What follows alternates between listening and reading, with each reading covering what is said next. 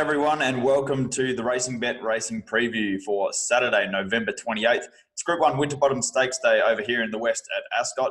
We've also got racing at Moonee Valley in Melbourne. We've got the Mackenzie Stakes and the Carline Stakes. I'm your host, Tim Geers, joined as always by Trent Crebbin, gearing up for another big weekend of racing. Trent, how's things in Melbourne this week? Yeah, I've made the venture over to Melbourne this week. Yeah, it's really good. I think there's a couple of really handy races at Moonee Valley. And of course, we've got the Winterbottom where we're both quite keen, which we'll touch on a little bit later. Yep, so we'll quickly go through your best bets at the Valley on Saturday, and we'll shift over to Ascot over here in the west for the second week of the Perth Masters Carnival, of course headlined by the Group 1 Winterbottom Stakes. We'll take you through our thoughts in depth on the Winterbottom and also my best value on the card at Ascot, because my best bet does come up in the Group 1. So we'll get into that a little bit later. Trent, we'll start over with you in Melbourne at the Valley on Saturday. Rails in the true position.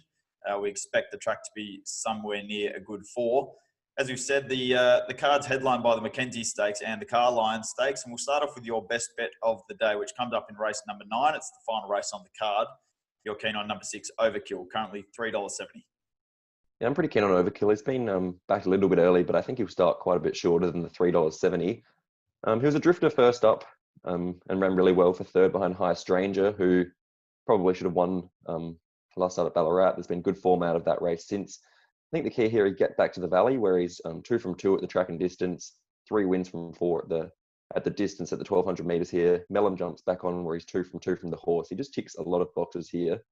Draws barrier 6. He should get really the run of the race, just one off the fence, maybe 3 pairs back or 2 pairs back. And I was just really keen on him here. I thought he was a really good bet at the $3.70.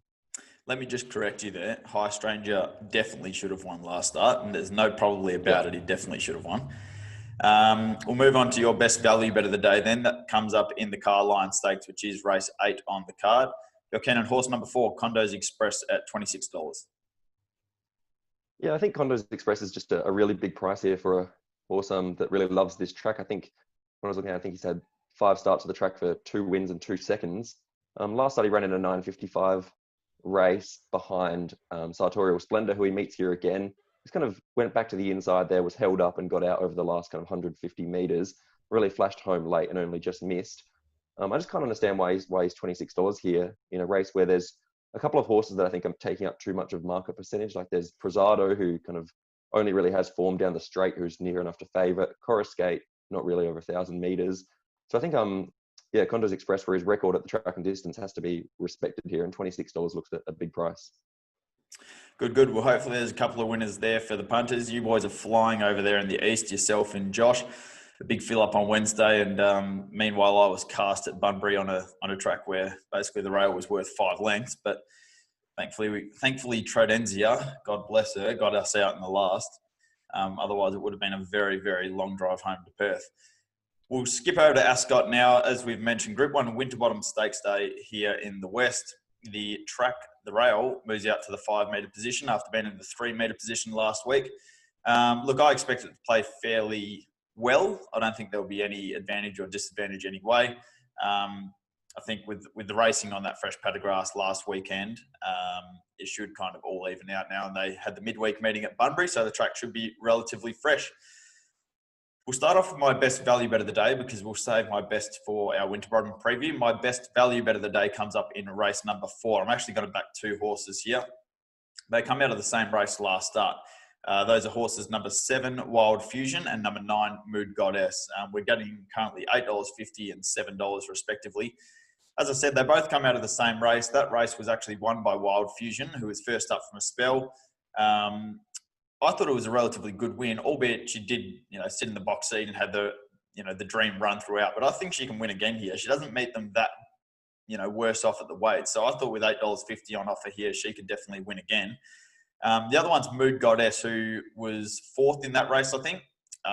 Settled just about last, jumped slowly, settled at the back, ran home really strongly along the inside and wasn't beaten far at all.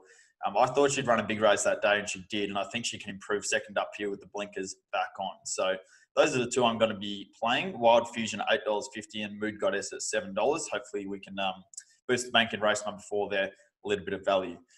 We'll move on to the day's feature, the Group 1 Winterbottom Stakes. This is race number 9 on the card. Weight for age, 1,200 metres. our premier sprint race over here in the West. But I do admit this year's race is a little bit thin. Probably COVID's had quite a bit to do with that. But we've seen a decent representation of Eastern States horses here in the past, and we only get one this year, and that is the top weight trekking. I suppose we'll start off with our speed map for the race, because this is really interesting after the scratching of Caro Capo earlier in the week, which means the first emergency, number 17, Condor Heroes, gets a run. And that's a really important factor, because this horse only knows one speed, and that's real quick. We saw Caro Capo lead all the way last weekend, so he was definitely a front runner, but he doesn't go anywhere near as quick as what Condor Heroes will out the front. So expect this race to be run at a pretty solid clip. Don't be surprised to see Condor Hero leading by 2 or 3 lengths in the middle stages of the race, which should probably string them out. So we've got him leading. I think Labarod from barrier 15 is going to have to come across and try and take up a position on speed. We should see the 2 Neville Parnham horses, Indian Pacific and Malibu Style. I've got them kind of box seating and sitting 3rd and 4th in the run. Behind those, we should see the likes of Durandal, who draws the inside barrier. Valero draws barrier 3. I think they'll try and keep him off the rail, probably try and tag the likes of Malibu Style, somewhere just off the pace there. Rock Magic draws barrier 2. He'll sit in the heart of midfield. Red Can Man, he always goes forward. We saw him go forward in the railway last weekend, and I think that's his natural racing pattern, is to go forward. But the interesting thing will be, he drops back from 1,600 metres to 1,200 metres today, and the early tempo of this 1,200 metre race is going to be far superior to that of the 1,600 metre race last week. So whether he can necessarily keep up with those front runners to land a position on speed remains to be seen, but I've got him sitting somewhere in midfield from barrier 5. I think the map is pretty tricky for the likes of Elite Street, drawn barrier 12. Brad Rawiller is going to have a decision on his hands whether he goes back in search of cover or pushes forward and tries to slot in. If he pushes forward and tries to slot in, he might get lucky because they might string out and allow the field to break up. But if they don't, he might be in a little bit of strife and be planted 3 wide there. I think Vital Silver will be able to find a 3 wide running line from barrier 8. And then we get back to the likes of Stage Man and Celebrity Queen. They're the 2 Peters horses. Stage Man just hasn't jumped all prep. He's continually slow away. If he can jump, he's going to be a red-hot chance in this, but I've got him mapped worse than midfield, basically, from barrier 9 with Celebrity Queen to his outside. I think Trekking will find the back of something in the 3 wide running line, no doubt about that. Pike should be able to slot in worse than midfield on him, and that leaves us with the likes of Flirtini, Mankind, and Essential Spice at the back of the field. So expect this to be run pretty solid, a pretty solid tempo. Trent, I suppose my question for you, and I posed this on last week's show, is can anything beat Trekking? It's probably worth noting that this is my best bet of the day. He's currently out to around $2.35 or $2.40, and the way the market's trending, we're probably only going to see better come jump time. But if this horse turns up, surely this race is as good as over. Oh, yeah, absolutely. If he turns up in his best form, he's a $1.50 chance, and that's probably still overs.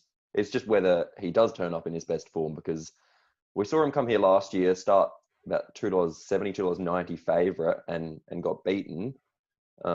This is probably an easier race than last year, but it just kind of, whether you're thinking maybe it's an afterthought or he hasn't travelled particularly well, or maybe just thinking he's going to get too far back, I don't know. But really, if all things equal and he turns up somewhere near his best, I really can't see him losing. Yeah, I'll take it through the case of Trekking here. This horse, let's go through the last 5 winners of this race, right? I think we had Haydock last year. We've had Voodoo Lad. We've had Vidora. We've had Buffering. These horses are just elite Group 1 sprinters from the Eastern States with proven runs on the board and proven ability at this level in the East. This horse is the only horse in this race this year that brings that to the table. First up, he ran second in the Moya, where it was an enormous run over an unsuitable distance. Second up, he was beaten 3 lengths by Classique Legend, who's probably the best sprinter in the world, in the Everest. And then last time we saw him, he was beaten 3/4 of a length by Haydock in the Group 1 Manikato Stakes. Now, we saw Haydock win this race last year, so that's a good form reference, a good reference point for us. And we also saw, I think, Vital Silver came out of the Manikato, ran second in that race last year, and then came here and ran second to Haydock in the Winterbottom Stakes. So everything points towards this horse having the right form. Then the other thing I like is that he's trialled on Monday, trialled really nicely, didn't get asked to do anything, but at least he's had a jump out here and he's kind of stretch the legs and has showed that he's travelled over well, I think.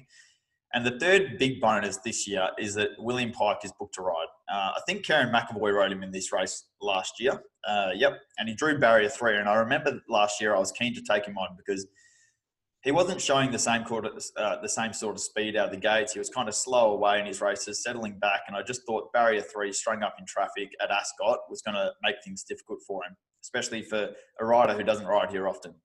This year is a completely different story. Barrier 11 is actually a positive in my mind because, one, he's going to get the tempo to suit, as we've just alluded to. 2, if you look at the last 5 winners or the last 7 or 8 winners of this race, they've started from something like barriers 8, 8, 9, 13, 13, 10. So they're all out in this same area that he is. And what that allows him to do is just set off the pace, wind up, build momentum into the race.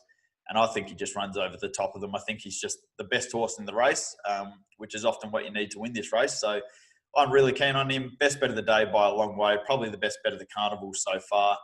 And I'm pretty keen to load up on him. We'll go through some of the other chances in the race because, there are some decent horses on the up here.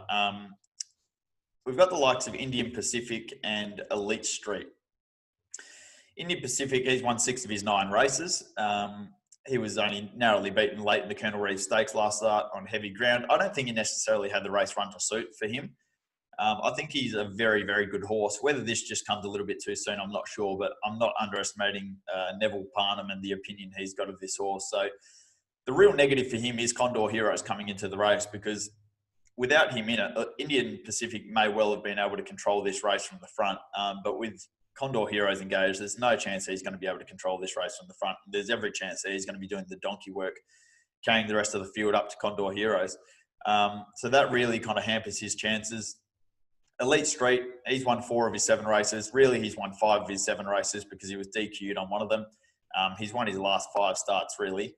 His 2 starts this preparation have been very good, but what I will say is, as comfortably as he won last start, first of all, it was a 72-plus race. And second of all, he had the absolute dream run throughout. Just that one off the rail, midfield, came into the race at the right stage and just put them away. Jumps from a 72-plus to a weight-for-age Group 1 sprint here, taking on a horse like Trekking, who's coming out of the Everest and, that elite Group 1 form from the Eastern States. So this is a huge jump in class. Add to that, he's got Brad Rawiller on board, replacing Brad Parnham, which I think is probably a negative jockey change. And he's drawn barrier 12. So he's not going to be able to find that dream run that he's had this preparation so far. So I'm keen to kind of risk those 2. But I'll shoot over to you for your thoughts on the race outside Trekking. Yeah, look, I think it's very open outside of him. And Indian Pacific probably suited up to 1,200. He does have that win over Windstorm over 1,200 metres. But again, Condor Heroes in the race just really doesn't bode well for him. Might just get your thoughts quickly on Vital Silver, because we saw him run second in this race last year to Hay Dog, and he's probably the only other one that does have some Eastern States kind of sprinting form, but is perhaps not going as well this year. Yeah, so I've actually made him my best value in the race. Interesting you bring it up. So as you've just said, he's the only other horse really in this race that brings, you could make a case that kind of Rock Magic has something, but Vital Silver is the only other horse in this race that's performed at that level over in the Eastern States. He ran second in this race last year, as I said. Prior to that, he ran second in the Manikato behind Loving Gabby. So, and even before that, he ran 4th in the Gilgai behind Sunlight and Santana Lane and Zutori. So he's got the runs on the board. But yes, I do agree with you. This preparation, he's come back probably a touch below his best. I thought his first up run was actually really good, though. He carried 62 kilos. He gave like 5 kilos to the likes of Money Matters and was only beaten less than a length, probably, half a length. So I thought his first up run was really solid. Second up run behind Stageman, potentially a touch disappointing. He did start $2.90 favourite on that occasion, but it was on a soft track. I don't know. That was probably a level below his best. But then last start, he was caught 3 wide without cover.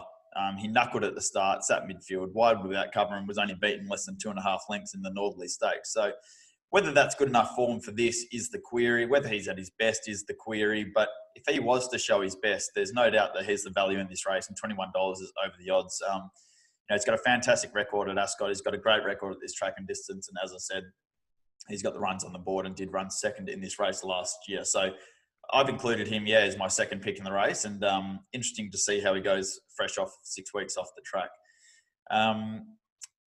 Outside of those, it's a pretty thin race. The other, I suppose, horse we should touch on, or there's a couple more, but Red Can Man, we mentioned it briefly in it when we were going through the speed map, but he drops back from the railway last weekend, 1,600, back to 1,200 on the 1 week backup. Probably better suited at this distance. I thought he was a touch weak in that race last week because I thought he had a dream run, got the run of the race, presented into the race, but probably his final furlong or his final 100 metres was just a little bit weak.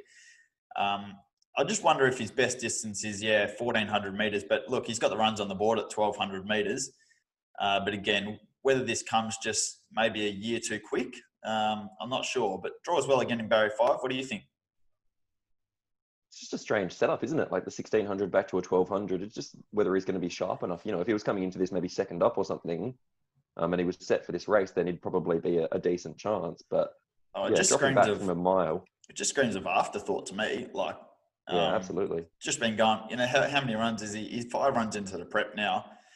You can't tell me they didn't set him for the railway last week and, have just come here as a throw at the stumps. Yeah, definitely. The two Peters horses, Stage Man and Celebrity Queen. Chris Parnham rides Celebrity Queen. Paddy Carberry goes on Stage Man, replacing the suspended Clint Johnston Porter. These two ran the Quinella in the Colonel Reeve Stakes. Thankfully, Celebrity Queen got the judge's verdict because we were on him last week. And Stage Man, once again, just proving, just making things difficult for himself with half missing the jump and settling just a touch too far back. Look, he's got a fantastic record at 1,200 metres. I think he's had 8 starts for 4 wins and 2 seconds at the distance. And as most Peters horses do, they just continue to find ways to be competitive and keep improving. Look, I thought if he could jump and put himself in the race, he was definitely a chance. He's got a huge finish on him when he does find clear air. But I just see it as if he jumps worse than Trekking, and Trekking settles in front of Stage Man, there's no way in my mind that Stage Man runs past Trekking. So that's basically the way I see it. And then Celebrity Queen, she's drawn out in Barrier 10. She probably gets a reasonable run in midfield if she can jump well.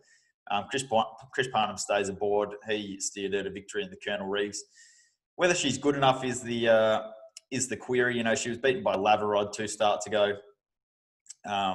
And whether, that form in the Colonel Reeves is going to stand up here against the likes of Trekking is the query. But again, she's another one with a fantastic record at the distance.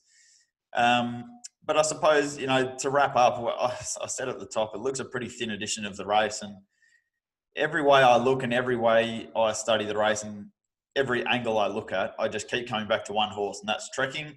I think he's, a terrific bet at the current odds. By the way the market's heading, it looks like we're going to get a better price than the $2.40 that he's currently at, which already I think is a great bet. So I just think if he gets a good run, barring bad luck, I think he just wins this race and proves his class. Which way would you be going? Yeah, absolutely. I'd be just just going on Trekking there and having a decent crack at him. I'm already kind of on him to win a little bit, but I think anything over $2 really is value. All right, so the way I'll be playing the race, well, I've already unloaded Trekking, so I think I've been saying it for about 2 weeks, a fortnight now, and probably longer, not in public. But I've got Trekking well on top, and as I said before, the value I think is Vital Silver at $21 if he was able to produce his best. So that's my best bet of the day, best bet of the carnival, and hopefully William Pye can get him over the line. Trent, that wraps us up for this week. We've got to shoot. We've got things to do, previews to write, winners to find. It's all covered on racingbet.com.au. We've got a preview of Canterbury tonight with Joshua Reid, who is absolutely airborne on Wednesday, just throwing up double-figure winners left, right and centre, carrying my poor performance on Wednesday, thank God. We've got the horse covering Cranbourne tonight, all 8 races at Cranbourne, and then Trent, you're in the chair for the Valley tomorrow. Josh is covering the Sydney meeting tomorrow, where are we tomorrow in Sydney? Rose Hill. And I'll have all 10 races at Ascot covered for Winterbottom Stakes Day. Plenty to keep you going on racingbet.com.au. Thanks for your company this week. Give strength to Trekking. Let's hope he gets home and gets us all a little bit of cash. We'll see you all next week.